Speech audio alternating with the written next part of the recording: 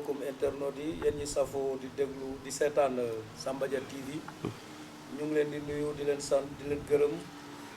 tey nag ñu ngi fii ci sunu plateau bi ñu ngi si dalal monsieur Moussa Touré inspecteur principal du Trésor mu nekk directeur de la monnaie et du crédit bu Sénégal nekk haut cadre ci biir Sénégal fii mu nekk une fierté pour Samba Dia, une fierté pour toute la commune de Fimela, une fierté pour le Sénégal Moussa moom la ñuy dalal tey Moussa ñu ngi lay dalal ci sunu plateau bi ci Samba Dia TV. maa ngi lay nuyu Pape si maa ngi nuyu waa Samba Dia TV yëpp di rafetlu invitation bi di ñaan yàlla kaddu yi fiy jiib yëpp doon kaddu yoo xam ne dina njëriñ dina teggine lépp lu fi def ngeen xam ne du ci suñu coobare jërë ngeen jëf. Merci Moussa Touré kontaan lool di la dalal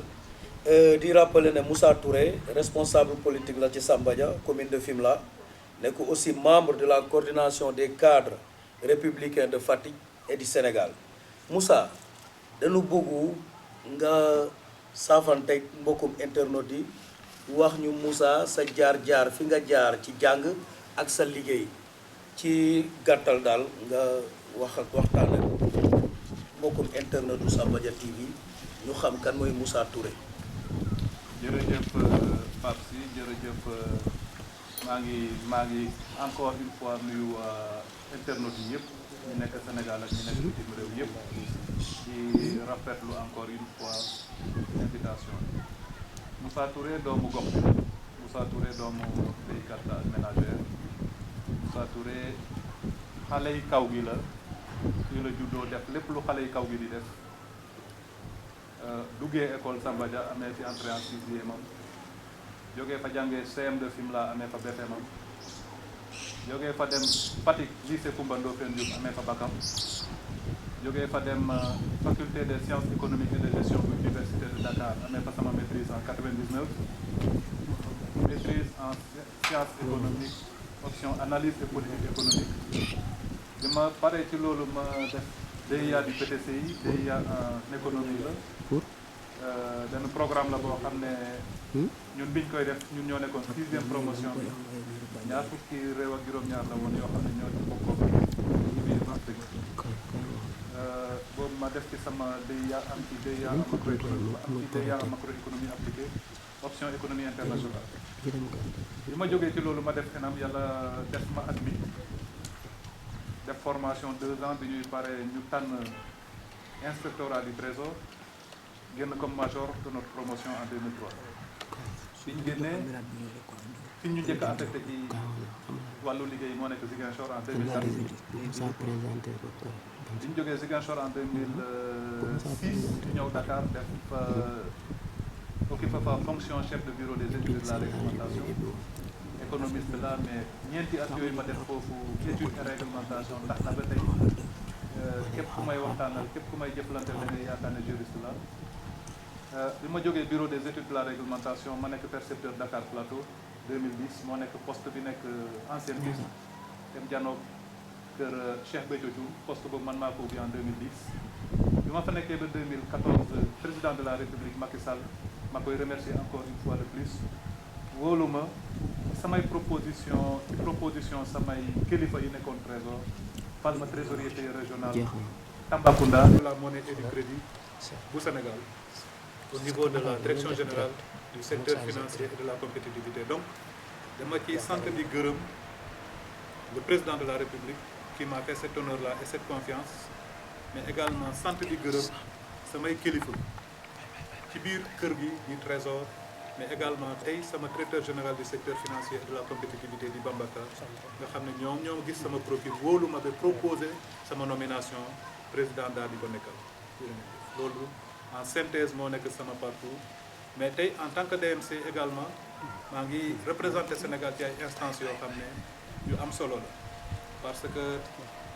soo déggee li ñuy wax commission bancaire de l'UEMOA moo nekk commission bi nga xam ne moom mooy ceytu banque yi ci UEMOA yëpp maa ngi fay représenté Sénégal soo jëlee comité de politique monétaire de la BCEAO également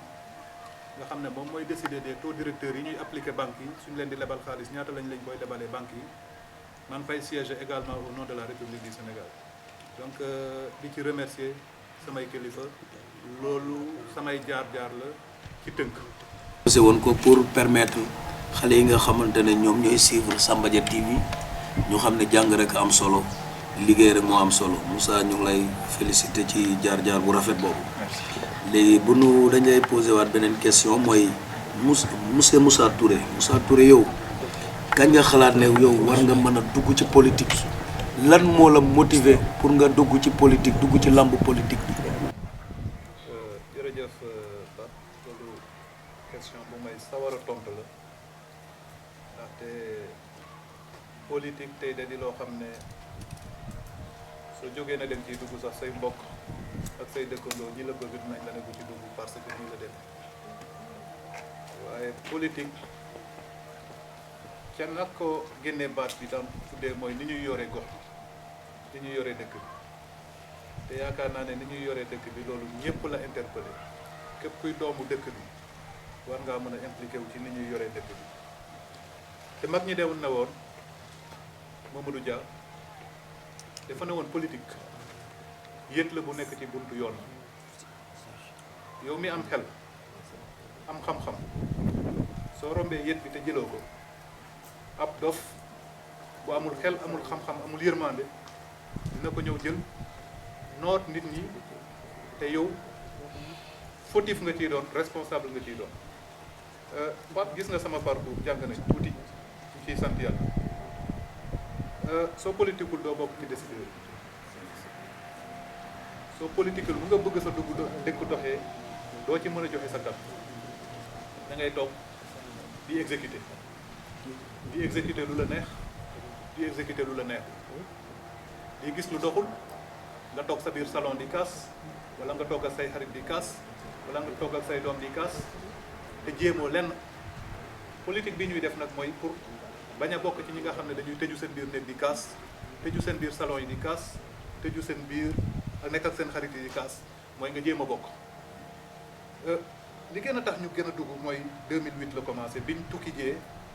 ba dajeeg benn expert bu nekk benn mu ne ñu ndax kilifa gii sénégalais la ñu ne ko waaw mu ne ñu seen dëkk bi su ngeen mooy dul dina dellu gannaaw ma ne ko lu tax nga wax loolu mu ne ma dëkk suñ tàmbalee di ko jox ñi nga xam ne amuñ xam-xam soo moytul dina dellu gannaaw wax jooju marqué ma trop bi ma delsee ma dem sama bureau DG directement ne ko DG dinaa politique mu ne ma déedéet bu politique soxla woo politique pour dund am nga liggéey bu baax yaa ngi am loo suturloo bul politique ma ne ko mais suma politique ñii politique ñoo may jiite ba faw bu ma bokk ci ñuy décider ci dëkk bokk na ci la tax ñu politique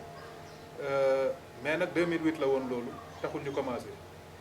2011 lañ commencé di wàcc ci terrain bi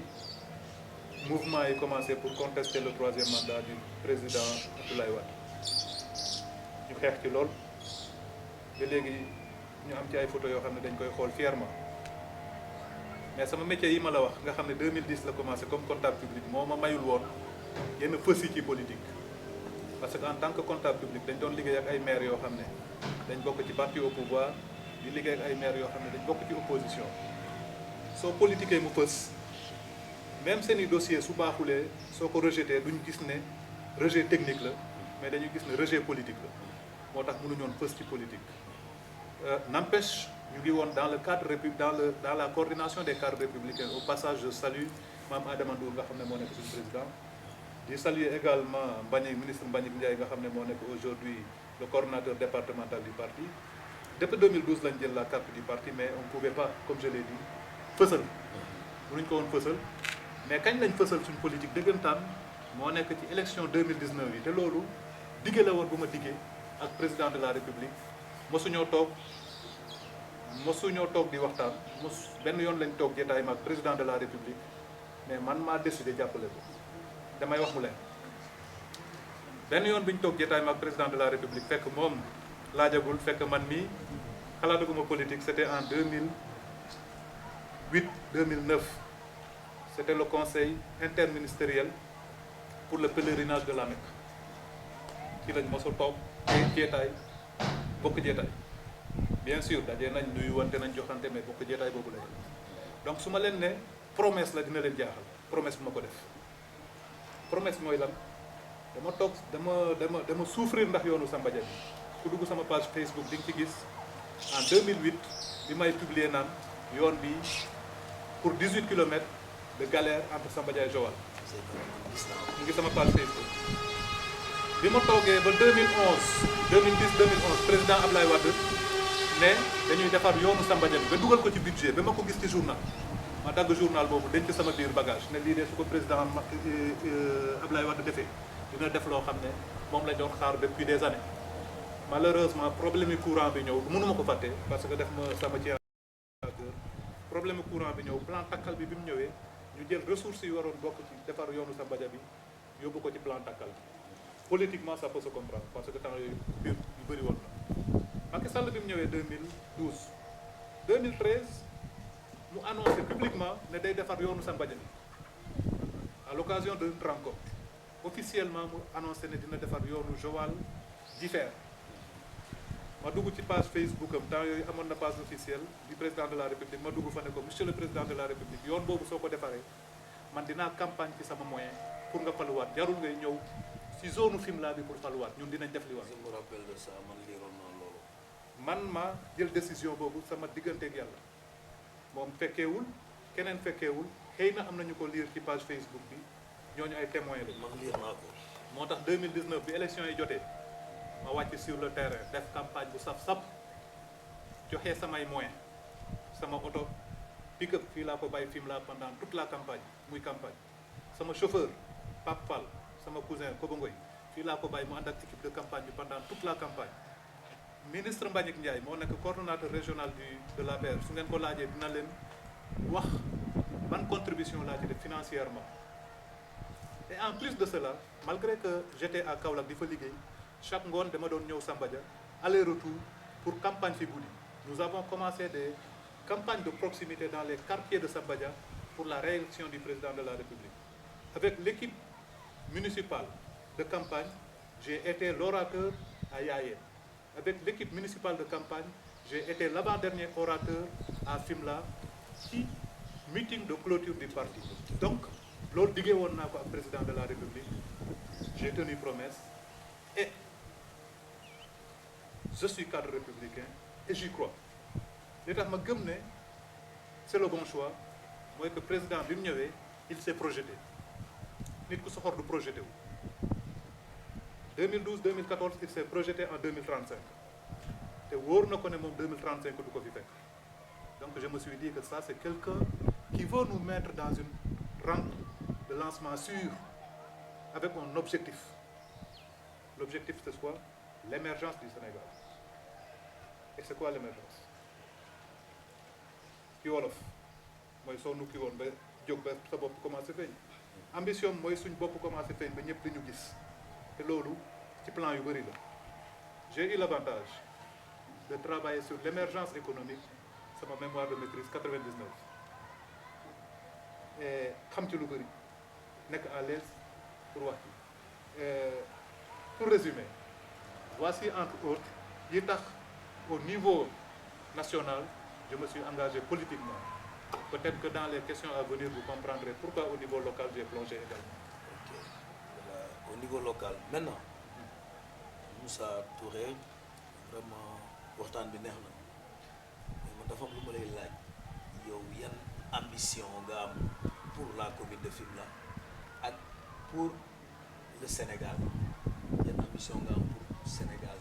pour commune de Fimela ak pour Sénégal. Pour Sénégal l'ambition pour le Sénégal mes ambitions pour le Sénégal ce sont les ambitions de son excellence monsieur le président de la République. maa ngi jégalu maa ngi doon dugg ci nasaraan ñu déglu tubaab samay ambition sama mbébét ci Sénégal mooy mbébétu président de la République mbébétu président de la République mooy lan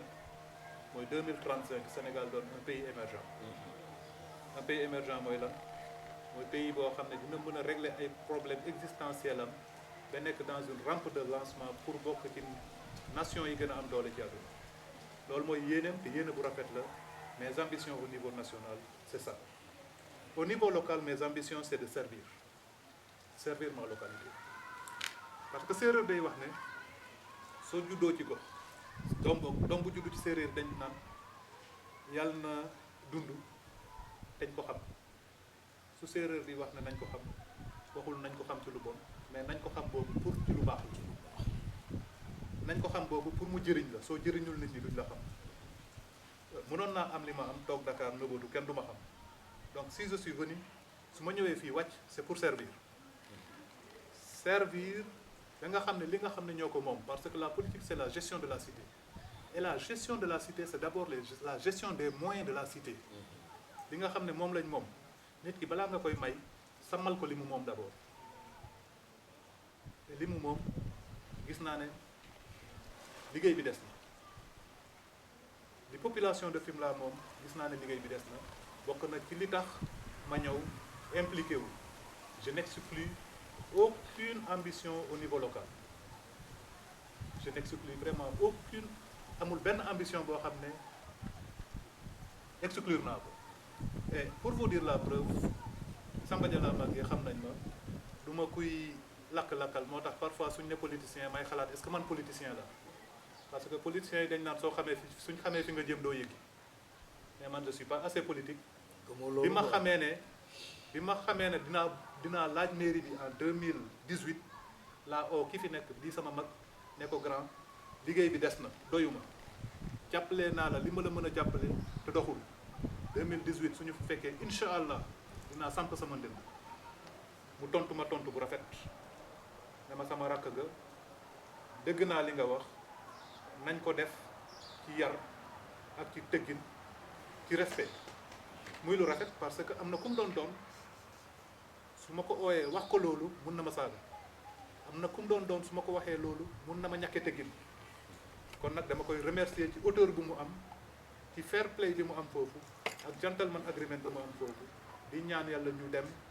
yàlla may ñu ñun ñëpp wër ñu bëre ma daan ko jël bu leer nañ Fimela naat. incha allah allez voilà def nga transition bi nee nga yow kon bu ma déggee sa kàddu yow mbër nga ci élection yi ñëw. bi may wax ak sama mag 2018 dama ko ne suñ ko fekkee incha allahu rabi donc yéene naa ko. yéene naa ko yéene bu wóor boo xam ne amuñ ci benn sikki sat léegi yow ban jàngat nga am ci yorin bi nga xamante ne le maire monsieur Karim Sène li yor commune Fimela ban jàngat nga ci am ban lecture nga am ci yorinam ci suñu commune lecture bi ma ci am mooy des na du ma mës a wax ne deful dara parce que loolu wax bu yàqu mais des na te li tax ma ne des na fu leer laa ko teg xam nga mbir soo ko xamul mun a ko juger ci sama wax nee naa la 2 ans de formation laa def comme inspecteur principal du trésor ñu jàng mbiru gox-goxaat ni ñu koy yoree ma nekk percepteur de Dakar Plateau yore commune de Gorée yore commune du Plateau avec Alioune Ndoye yore commune de Colobane avec Seynabou Wade yore commune de la Médina avec Bamba Fall yore conseil régional de Dakar avec Malick Gakou à l'époque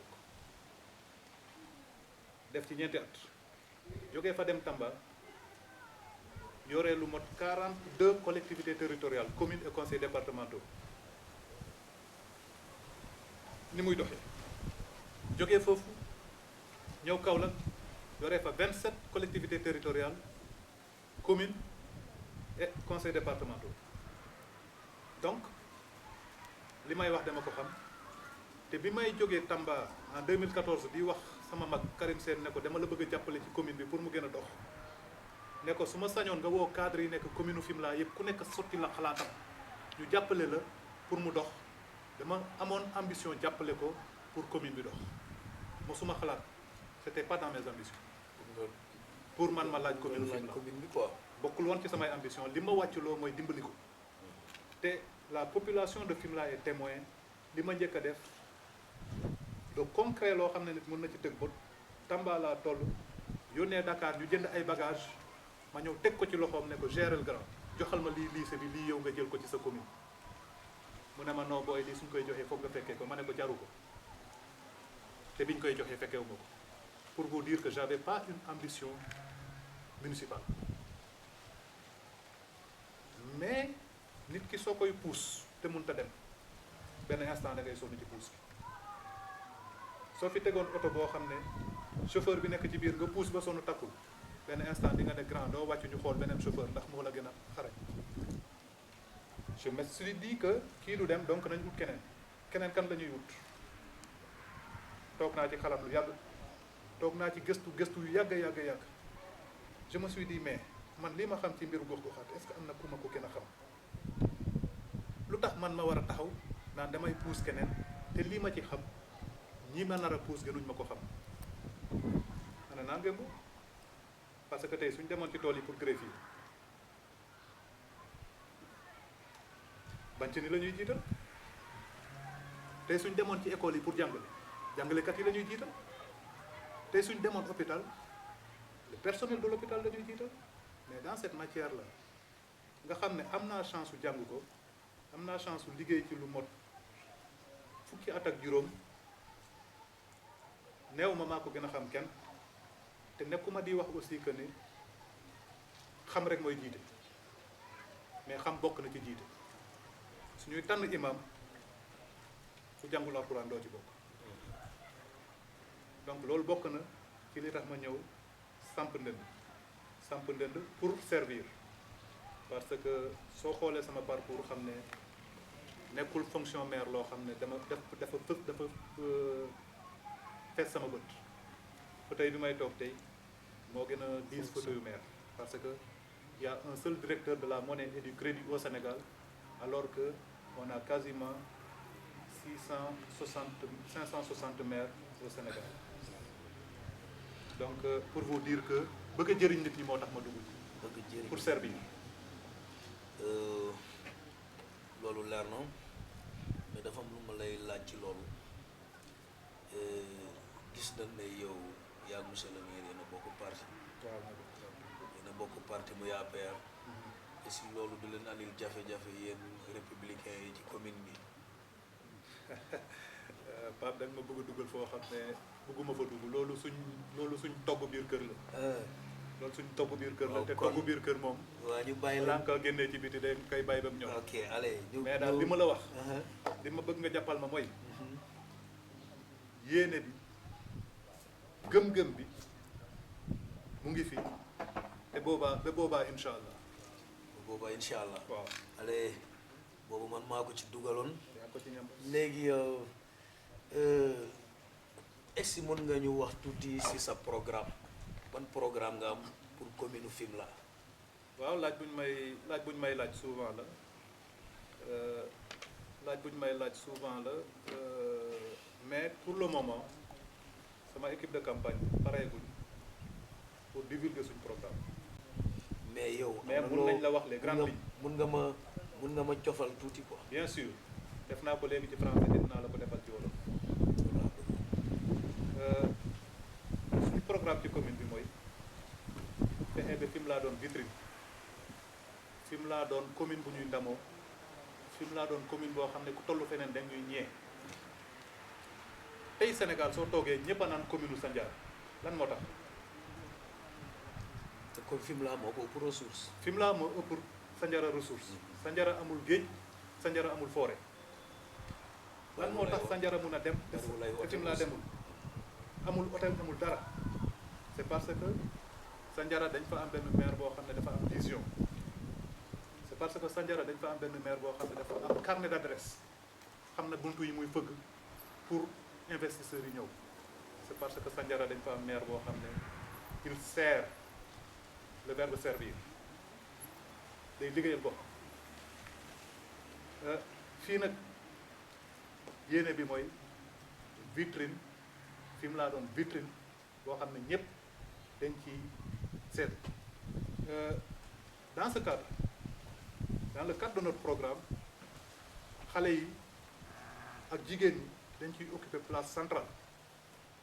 parce que Sénégal tey soo ko jëlee téeméeri nit ñoo jël juróom benn fukk yeeg juróom ay jeunes lañ maanaam amuñ ëppale wuñ 35 ans donc lépp looy samp tey biir Sénégal te jiitaloo ci ndaw yi xamal ne c'est voué à l'échec lépp looy def tey biir Sénégal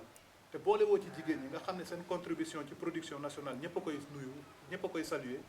xamal ne nekkoo ci yoon bu baax donc jigéen ñi ak ndaw yi ils seront au centre de notre programme et ils sont déjà au centre de notre programme bi ñu nekk di tëgg la jeunesse dans l'aspect éducation ci njàng mi la jeunesse ci tàggat yaram bi la jeunesse ci aada ak cosaan culture la jeunesse dans tous ces aspects ñëpp dinañ fexe ñu gis ci seen bopp parce que li ñu gis muy dox neexuñu te récemment président de la république nee na moom il a compris maintenant il a entendu la jeunesse jeunesse bi dafa laaj une oreille attentive te dinañ ci xar suñ tànk tubéy ba lépp luy suñ mbébét ñu taxaw ci moo tax dinañ gën a dëgëral dinañ gën a jëmmal conseil communal de la jeunesse dinañ ko jox gëdd bi nga xam ne moom la war a am conseil communal de la jeunesse moo nekk le tampon moo nekk l'organe consultatif du maire pour mu xam li jeunesse bi bëgg dinañ ko jëmmal ba nga xam ne lépp luñ bëgg dinañ ko li nga xam ne nag dinañ ci mettre le point réellement pour suñ gox bi mën a dox mooy le tourisme et on développera un tourisme culturel culture beeg tourisme ñun dañu am chance su nekk zone boo xam ne joolaa ngi fi séeréer a ngi fi bambara ngi fi pël a ngi fi nous avons une offre culturelle. diversité culturelle quoi. Nous avons une très grande offre culturelle boo xam ne foo ko teg nit ñi jël ko donc nous mettrons la culture au centre culture bi nag li koy wër lépp ñun ñoo koy aménager pour que suñ tourisme yëggi fi mu war a yëg boole ci nag diaspora bi duñ ci des ginnaaw suñ mag yeeg suñ rakk yi nekk bitim réew am na luñ fi war a def te su jotee dinañ waxtaan ak ñoom dinañ créer benn organe boo xam ne ñoom ñooy toll foofu di ñu xelal di ñu jàppale ci yi nga xam ne dañ ko bëgg a doxal fii. ok réalisateur bi mu may wax ne li des ci temps bi bariwul maintenant ñu gàttal ko léegi yow li nga wax yëpp dëgg nañ ko vraiment muy programme bu am solo léegi dana bëgg nga wax nu yow bu la falee maire parce que le 23 janvier la ñu wax ne mooy élection yi. incha allah 2022. te yow bu la falee maire ci première 100 jours yi lan la Moussa di def ci yan action lay def pour la commune de Fimela si sa première 100 jours. ci sama première 100 jours yi li may njëkk a def mooy te loolu naa ci liggéey lu bëri incha allah ci biir campagne bi mooy citoyens yi xam réellement ñun lan mooy suñu liggéey parce que liggéeyu maire du li ñuy gis ñun. li ñuy gis actuellement du liggéeyu maire donc dinañ fexe confiance dox suñu digganteeg population yi dinañ fexe population bi xam ne ñoom ñoo ñu fi teg donc dinañ leen déglu dinañ waxtaan ak chef de village yi dalal seen xel xamal leen ne duñ dugg ci lenn loo xam ne ñoom duñ ci jël seen xalaat dinañ am ku mën a comme ni ma la ko waxee conseil communal de la jeunesse boo xam ne dinañ waxtaan ak jeunes yi ci commune bi xam fan la ñu war a jaar parce que malheureusement le 23 boobu suñuy falu incha allah day fekk budget bi soo moytu teg nañ ko ba pare donc il y aura forcément des réaménagements budgétaires yoo xam ne dinañ ci changer les orientations parce que l'équipe sortante mooy defar budget bi normalement en fin 2021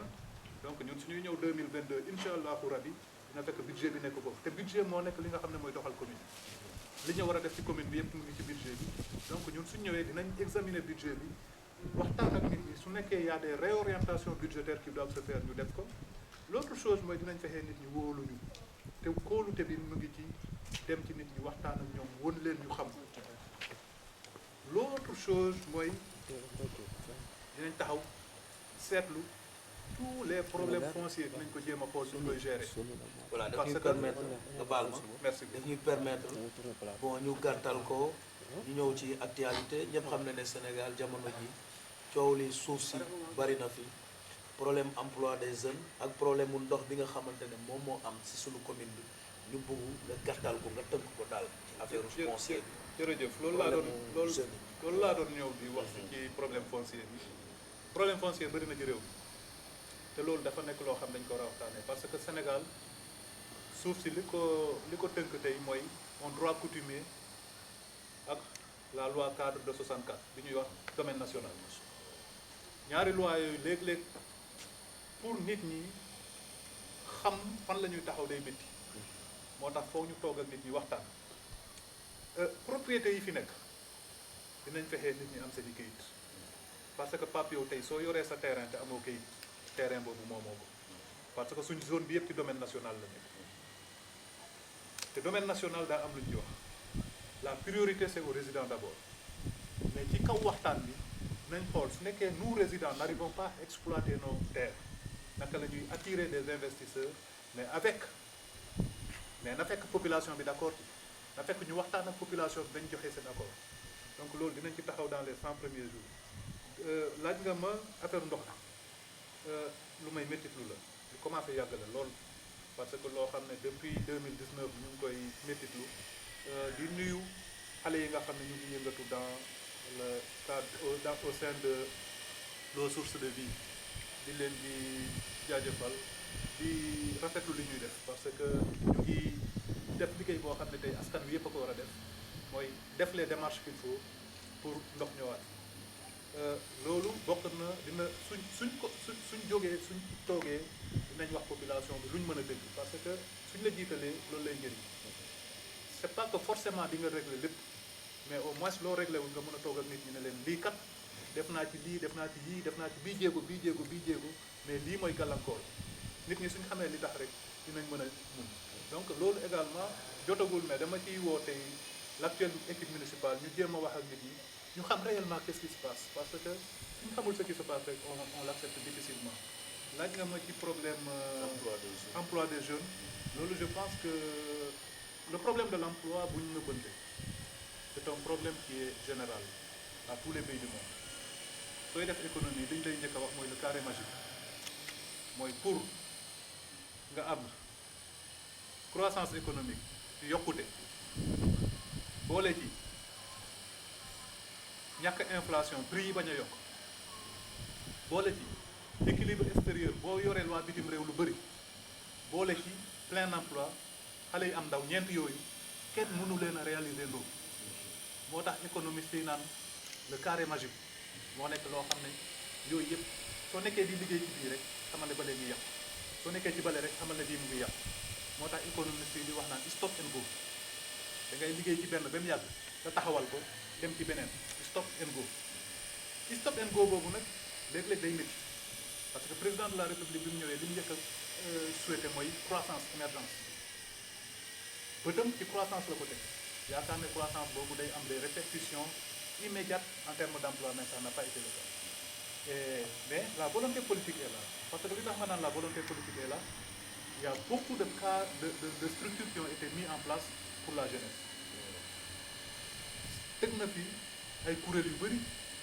pour ndaw yi am liggéey ANPEJ mu ngi fi DER mu ngi fi et pour la formation professionnelle ONFP mu ngi fi 3FPT mu ngi fi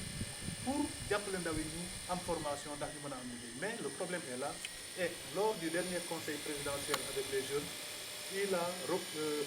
reconnaître na que ni dëgg na jeunes yi et que dina réorienter sa politique ñun au niveau communal suñ ñëwee nous nous impliquerons pleinement dans. voilà ci loolu laa doon ñëw nga baal ma. parce que bu nee emploi des jeunes liggéeyu xëyu ndaw yi ci niveau national bi ñu ñëw aussi ci niveau local tout à fait. parce que yow niveau local bi noo bëggee booster pour xale yi mën a am liggéey. loolu dañ ciy liggéey la première chose à faire mooy ñu fexee xale yi am formation d'abord formation au métier parce que daa am métier yoo xam ne soo ko amee da ngay liggéey am métier yoo xam ne actuellement ça commence à être saturé moo tax foog ñu toog ñun ñëpp lu doon loo xam ne Moussa Touré moom kenn moo koy def mais dinañ toog ñun ñëpp waxtaan au niveau communal xool yan formation la ñuy gën a orienté xale yi jàppale leen nga xam ne suñ génnee tey dinañ am liggéey. je prends un exemple pour créer fii ay kii quoi. je prends un exemple tey suñ zone bi c'est une zone touristique politique communale bi dañu waroon am un fort relais en formation touristique nga xam ne hôtel yi fi nekk lu ñu soxla dem jëli waa Dakar wala waa Mbour wala waa Kaolack li ñuy soxla ci nit ñu war a liggéey yëpp fii la ñuy jóge loolu formation la bu ñu war a def y a les métiers futurs qui sont là le pétrole va démarrer à Sangomar tey dañu waroon jël rapidement les jeunes de Fimela ñi nga xam ne am nañ benn niveau bi defal leen des formations à certains métiers liés au pétrole nga baal ma wax ko ci wolof. pétrole bi ñu gis Sangomar dañ war a exploiter Sangomar te président de la république mbébé tam nekk premier barigo yi génn ci 2023 yal na ko yàlla def loolu ñun waa gox bi dañ ci war a gis suñu bopp dañu war a bokk ci ñuy liggéey te liggéey day fekk nga mën ko moo tax ci politique communale bi waroon nañ toog waxtaan xool yan jeune ñoo am yan xale ñoo am diplôme yoo xam ne suñu leen jàppalee mën nañ def formation ci métier yi nga xam ne bokk nañ ci fànn boobu ñu jàppale leen ci fexe bañ bokk ci ñi nga xam ne dañuy liggéey keroog maa ngi gis benn offre boo xam ne Prodac moo ko def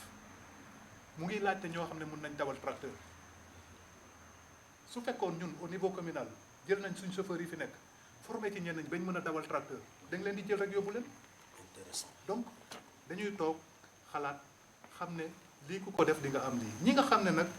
seen njàng soriwul mu nekk les artisans les ouvriers qui sont sur place on doit les organiser parce que ci lañ bokk dañ leen war a jox gëdd gi nga xam ne mérité nañ ko c'est nos frères sont nos sœurs organiser leen da nga xam ne dinañ mën a gis seen bopp ci politique communale bi jàppale ñu dem. donc on sent que économiste bi mooy wax parce que ñu fàttali ne moom économiste la économie la def donte inspecteur trésor la et monsieur Moussa Touré kontaan nañ trop ci li nga dalal fi tey xam-xam génn na fi wane nga ne yow bëgg nga sa dëkk bëgg nga sa commune et dañuy jox rek sa avis par rapport ak problème palestinien bi nga xamante ne moo am ci àdduna bi ñu dugg tuuti ci international bi nga ci gàttal rek nga wax ci sa xalaat bu ko defee boo pare ci loolu nga daal di tënk rek ñu daal di jeexal émission bi temps bi jeex na. pratiquement jërëjëf Pape loolu moom waxaat la parce que ci tabaski bi ngeen ma tàllalee seen i micro wax naa ci ñun ay jullit lañ suñ sañoon dëkk yëpp mel ni Sénégal nga xam ne jullit ak chrétien dañuy vivre en parfaite harmonie waaye la xew ca Palestine dañ koy méttitlu ay jullit lañ te jullit soo gisee loo xam ne neexul la dañ koy xeex soo ko mënta xeex ak ngànnaay ak jëf nga xeex ko ci sa làmmiñ soo ko mënta xeex ci sa làmmiñ nga méttitlu ko sa biir xol ñu ngi koy méttitlu lool te fu ñu tàllal micro dinañ ko wax parce que suñuy mbokki jullit ñoo nekk foofu di ay palestiniens ñu leen di noot fekk leen seen dëkk di leen di xañ jàmm di leen di noot ba nga xam ne fa la ñu war a jaamoo yàlla di mosquée al aqsa di jàkkaay yonent bi sallallahu alayhi wa sallam ñu leen fay noot di leen di toroxal mu nekk loo xam ne dañ koy métti lool. président de la république Macky Sall son excellence wax na ci je pense que su ma juumulee wax na ci ñetti yoon au niveau de la tribune des Nations Unies et loolu problème la boo xam ne bépp réewu jullit war nañ booloo tey jàppale suñu mbokk yi nekk foofu pour ñu nekk ci jàmm et pour jeexal dama leen di sant leen di gërëm yéen waa Sambadiar TV leen di ñaanal parce que initiative bi rafet na bébét bi rafet na yal na leen yàlla yóbbu fu kawe seen njort di sant di gërëm ñi nga xam ne ñooñu dalal ci cadre bu rafet bi di ci jiital Marie-Hélène Yandé Faye ñi nga xam ne moo nekk gérante Baobab Lodge bi di leen di sant di leen di gërëm di nuyu réalisateurs yeeg techniciens yi yëpp encore une fois di nuyu population de Fimela ak ñi nga xam ne ñu ñuy déglu yëpp waa diaspora ñu ngi leen di nuyu ñu ngi leen di tàllal loxo pour combat bi ñuy waaj a dugg ngeen bokk ci liggéey ndax gox bi sukkaleku jërëjëf Pape. jërëjëf monsieur Moussa Touré ma rappelé inspecteur principal du Trésor le directeur de la monnaie et du crédit du Sénégal moom lañ doon dalal tey ci Sambadiar TV mu nekk émission bu am solo mu wax fi xam-xam wax fi njëriñ bu bëree bëri ñu koy ñaanal mbébét bi nga xamante ne loolu la am ci commune Fimela yal na ko yàlla sottil Moussa ñu ngi lay ñaanal bonne chance ci élection yi nga xamante ne mooy ñëw bonne chance ci sa carrière politique et nga am yàlla yokk promotion bi kontaan nañ trop di remercier ñëpp di jaajëfal ñëpp di remercier aussi cadre bi nga xamante ne ñoom ñoo ñu dalal tey muy Hélène Marie Yandé Faye bi nga xamante ne moom mooy gérer Baobab Lodge bi nekk Fadial ci Baobab mythique bu Fadial mbir mbang Fadial ñoom ñoo ñu dalaloon tey ñuy dalal vraiment une fierté pour le Sénégal comme j'ai l'habitude de le dire une fierté pour Sambadiar muy Moussa Touré mu nekk xaritu ñëpp xaritu jeunesse bi peut-être il est mal compris mais incha allah gars yi dinañ ko gën a xam parce que boo xoolee ambition bi mu am bari na te yàlla bu soobee yàlla ñu ngi koy ñaanal yàlla na ko yàlla sottil kon di remercier technicien yi sama caméraman yi Cheikh sama caméraman ak réalisateur yi ñoom Baba ñoom Ndeye Khady Soli ñoom ki def présentation bi tout à l'heure en français muy Anne-Marie Solence Astier di nuyu le PDG aussi de Sambadia TV muy Warakoro ki moo xamante ne waroon na nekk fii ak ñun mais malheureusement dafa nekk ci ay yeneen yitte ñu ngi sant ñëpp di gërëm ñëpp di leen ñaan nag ba beneen yoon incha allah dinañ dajewaat ci ak yeneen politiciens yeneen cadre ak ñeneen ñi nga xamante ne ñoom ñu ngi yëngu ci seen mbir muy ci mbirum jaay bi mbirum képp ku nekk ci li nga ràññee bu soobee yàlla dinañ ñëw sa kër ñëw waxtaan ak yow ci njëriñu Sénégal ci njëriñu commune Fimela kon jërë ngeen jëf vive Sambadia TV vive Sambadia TV